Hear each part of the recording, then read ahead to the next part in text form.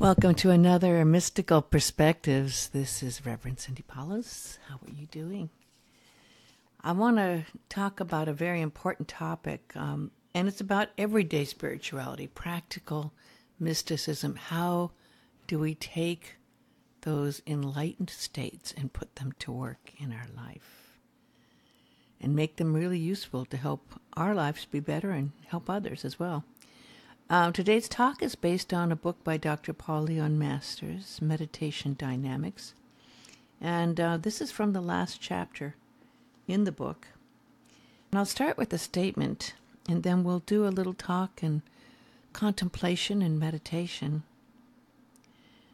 With this statement, let's consider this. Take a few deep breaths first and sit comfortably, relax, breathe in that clearing breath of spirit, breathing it in.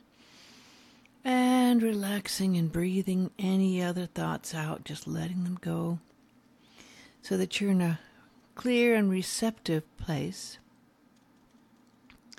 And contemplate this for a moment, carried to its ultimate conclusion. Meditation is learning to live naturally, as well as to be in contact with and have control over oneself. Now, this is the lifetime practice. This is not just meditating every morning or in reaching enlightenment, but this is how we really put to work what we get. Living naturally means being sensitive to nature's inborn resources and innate intelligence. Being in control of oneself means having control of the inner levels of one's mind. And when you can do that, then you can put that to work in your life. You get to that inner core, that centered place, that connection with your soul and spirit. And then you find yourself transformed to the point where you can actually live in that place. All the great teachers talk about this. In the Christian mystical perception is Christ consciousness. It's that awakened state, the enlightened state of being, but not leaving it, staying there, not just experiencing enlightenment, but living from that place in an everyday consciousness. Sooner or later, through the practice of meditation, if you're a serious student, you'll discover what true spirituality really is.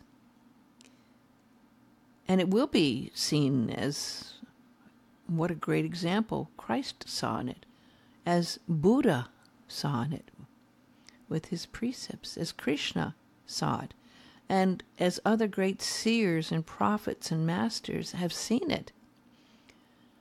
The person who is practicing meditation will experience this meaning and definition of the word spiritual is quite different from the orthodox Christian view. We're not talking about just going to church on Sunday, obviously. So many have evolved beyond that and want to find and seek that truth within, not just the outer crust of the words and the teachings.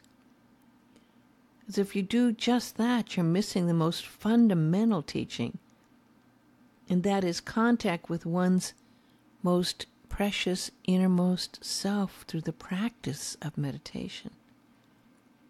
Now we're seeing more and more people who are doing yoga. There are so many different forms of yoga. Yoga means union with God. Now, I've heard so many teachers say union with body, mind, and higher self, or watering it down because they're afraid people will be offended by the word God. But that's missing the mark of what it was really created for. When you do yoga, you are in physical postures, and in those postures completely tuned in to your body and putting your mind totally into those postures and your soul, and thus with God. And I've found very few teachers that understand that in yoga. Now we're seeing it, of course, as more and more people are meditating. And if you really do the practice, you'll find practices like yoga and Tai Chi and Qigong. The Eastern practices were created so you could take your spiritual highest self and put it into action and movement. And when you do that, then you can start to translate that and integrate that into your everyday living. Thich Nhat Hanh does a walking meditation.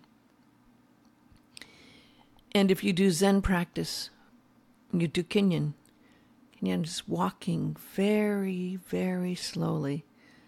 Typically at some places after 40 minutes, you'll get up and walk. And as you walk very, very slowly, like in slow motion, around the room, you maintain that same place you're at in meditation. In Thich Nhat Hanh's case, he takes it to walking outdoors and taking that meditation into walking. And as you're doing this, you're learning how to integrate that same place you get to in an enlightened spiritual state into your everyday life. Unless you have experienced that bliss, that higher state of spiritual consciousness within yourself, and you've integrated that amazing awareness into your conscious daily life as positive personality patterns, then you really have no true frame of reference from which to teach or comment on spiritual truth, as with so many spiritually blind religious fanatics. And you can have a guru or a teacher, but a real guru or teacher will tell you it's there inside yourself. That's the real litmus test. Through a multitude of meditation experiences, the innate spiritual level of one's mind, the student's meditation discovers life's innermost mysteries. So you're given this blessed, sacred gift you find. And then, what do you do with it? Then comes the everyday kindness, the everyday goodwill, the everyday practice of practical mysticism. And if you're a student of meditation, or of metaphysics, or mysticism, you do not have to limit yourself. The universe, in its tremendous versatility of expression, exists there in the center of our minds as our true inner self. By expanding your thinking in this way, you'll begin to create patterns, mental atmospheres that allow the universal mind of God within you the freedom to reach you with good, with love, with light through all of the channels of living. Meditation maintains contact with that wisdom that is timeless, the timeless wisdom of the heart and soul. Without it, you can become very superficial in your thinking and playing the mental game, repeating words that make you sound like you know what you're doing. But if you're really connecting in meditation daily, you can be far more certain that your words will communicate the authentic, real you. A central truth that's talked about in the New Testament is known as the gospel of the kingdom of heaven. And there's an important key in that. It states that heaven is not just an after-death place, but refers to the living presence of universal light, spirit, and intelligence as that very central core right there within your being. This presence is the reality of who and what you truly are. It's a reality that is absolute, an absolute that is God, the universal source, the oneness of all. It's a living presence that is the ultimate source of power that a man or woman may know. That's the God power right there within you. Through knowing this and merging with this presence within yourself during meditation, you can actually experience the biblical truth of the peace that passeth all understanding. And when you experience that peace, not only do you find it changing your state of mind in the moment, but it has a ripple effect of reaching the heart of that light and love that can be with you at all times if you learn how to merge with it and bringing it into your everyday practice. Now let's breathe in that breath of spirit, that presence, the essence of that presence, that I am, that I am. Let's set our mind to the intention to live life with that energy, that goodwill, today and every day. Let it fill your mind and emotions, your heart, and know that with goodwill, you can find compassion. You can find understanding. You can find peace.